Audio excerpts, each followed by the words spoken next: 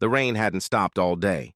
It slid down the glass of the city's tallest restaurant like slow tears, blurring the skyline into something soft and distant. Inside, everything was warm, golden and expensive enough to make most people hesitate before even touching the door. But no one hesitated when he walked in. They just didn't recognize him. He wore a plain gray coat, sleeves slightly worn at the cuffs, shoes polished but not impressive. No chauffeur waited outside. No bodyguards trailed behind him. His hair was slightly messy, his expression calm in a way that made him look like someone who had lived too many lives already. To them, he was just another customer. To the world, he was untouchable. To himself, he was tired. Daniel Mercer, billionaire founder of Mercer Hospitality Group, the very empire that owned this restaurant, had done something no one expected. He had walked into his own world as a stranger, not for publicity, not for power, but because something had started to rot inside his empire, and no executive report, no polished board meeting, no carefully filtered feedback form could show him what he needed to see. People changed when they knew who he was, so today he chose to be nobody. A hostess glanced at him briefly. "Table for one?" "Yes," he said simply.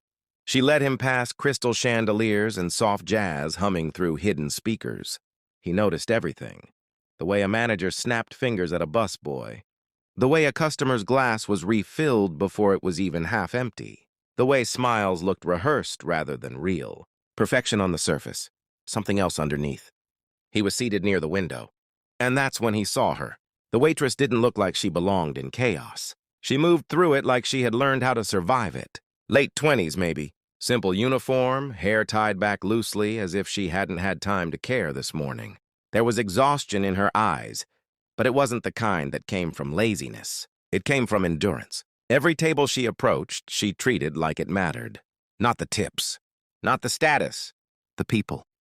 A child spilled water. She knelt, smiled, cleaned it without a hint of irritation. An older man snapped at her for something she didn't do. She apologized anyway. A couple ignored her completely while she refilled their drinks. She still said, "Enjoy your evening," like she meant it. Daniel frowned slightly. That was unusual. Kindness like that didn't survive long in places like this. He watched her more than his menu. When she finally approached his table, she paused, not because she recognized him, but because something about him made her hesitate. "Good evening," she said softly. "What can I get for you?"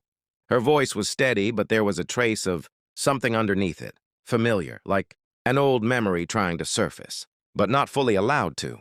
"I'll have whatever you recommend," Daniel replied. She blinked. Most customers here had demands, not trust. "Are you sure?" "Yes." For a second, she studied him. Not in suspicion, in something closer to sadness. "Then I'll bring you the chef's special," she said. Before she turned away, she added quietly, "It's not fancy, but it's made with care." That last word stayed with him longer than it should have. Care.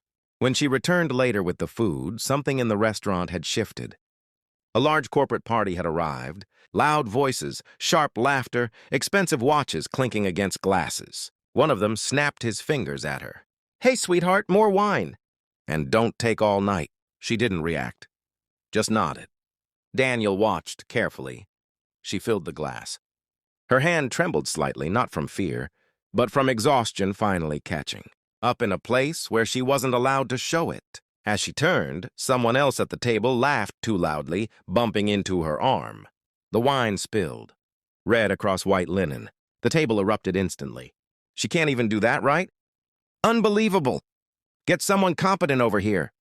Daniel's jaw tightened. But before he could speak, she was already bowing her head. "I'm sorry," she said quietly. "I'll fix it." And she did. No argument, no excuse. Just quiet endurance stitched into every movement. Something in Daniel's chest shifted. This wasn't service. This was survival. He stood up slowly. The room didn't notice him yet. That was the advantage of being invisible when you were supposed to be everything. He walked toward the bar area where she was cleaning the spill herself. "You don't have to do that alone," he said. She looked up briefly. A tired smile. "It's okay. I'm used to it." That sentence landed heavier than it should have. Used to it? Before he could respond, a voice called her name for another table, and she hurried off again, but Daniel didn't return to his seat. He stayed watching, and the more he watched, the more something began to unravel inside him, because kindness like hers didn't come from training. It came from something deeper, something that had either been protected or broken. Later that night, when the restaurant began to empty, she finally paused near the window where he sat. "You're still here," she said. "Yes." She hesitated. "Most people leave quickly when service slows down." "I'm not most people." A faint smile crossed her face, almost invisible. "That much I can tell." For a moment, neither of them spoke. Outside, rain continued falling like it had nowhere else to go. Then something strange happened. She looked at him more closely. Not his coat, not his posture, his face. And her entire expression changed. Not fear, not recognition of wealth. Something far more fragile, recognition of something human. Her lips parted slightly. And then she spoke. 2 words. "My father." The world didn't go silent. But Daniel did. Every sound around him blurred, glass clinking, distant laughter, music fading into something meaningless. The air in his lungs felt suddenly too heavy to move. He stared at her. Because no one had called him that in 12 years. Not since everything broke. Not since he walked away from a life he couldn't fix. Not since he lost her. His voice came out barely above a whisper. "Lena." Her eyes filled instantly, but she didn't cry. Not yet. "You're really here," she said. It wasn't a question. It was disbelief held together by years of silence. Daniel stood slowly, as if afraid sudden movement might shatter her presence. "I didn't know," he began, then stopped, because there was nothing he could say that would rebuild what time had destroyed. She gave a small, broken laugh. "You didn't know I worked in one of your restaurants?" That hit harder than anything else. His empire, his building, his people, and she had been here. "All this time." "I didn't know you were here," he said honestly. She looked down at her hands. "It's funny. I didn't know you were ever anywhere anymore." That silence between them wasn't empty. It was filled with years of absence. Daniel stepped forward slowly. "I tried to find you." "No," she said softly, shaking her head. "You tried to find the version of life that didn't require you to stay." He had no defense for that, because it was true. The restaurant around them felt suddenly too large, too bright, too full of witnesses who had no idea. They were watching something break open and begin again at the same time. "I was young," she continued, voice trembling now. "And you were always gone. Meetings, flights, deals, Mom left. And you just kept building things instead of coming home." Each word wasn't anger. It was truth finally spoken aloud. Daniel's throat tightened. "I thought providing—" "You thought money could replace presence," she finished gently. And that was the moment he understood. He had built an empire of rooms people wanted to eat in, but lost the only person who ever wanted him at the table. His voice cracked slightly. "I'm sorry." She looked at him for a long moment. Then, unexpectedly, she stepped forward and did something that surprised even herself. She hugged him. It wasn't dramatic. It wasn't perfect. But it was real. "I didn't hate you," she whispered. "I just stopped waiting. That hurt more than hatred ever could." Daniel closed his eyes, finally letting himself feel everything he had postponed for years. "I don't want you to stop waiting," he said quietly.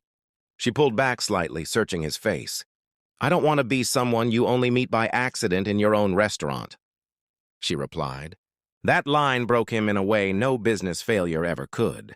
He nodded slowly. "Then I'll stop being someone who only shows up where I'm expected."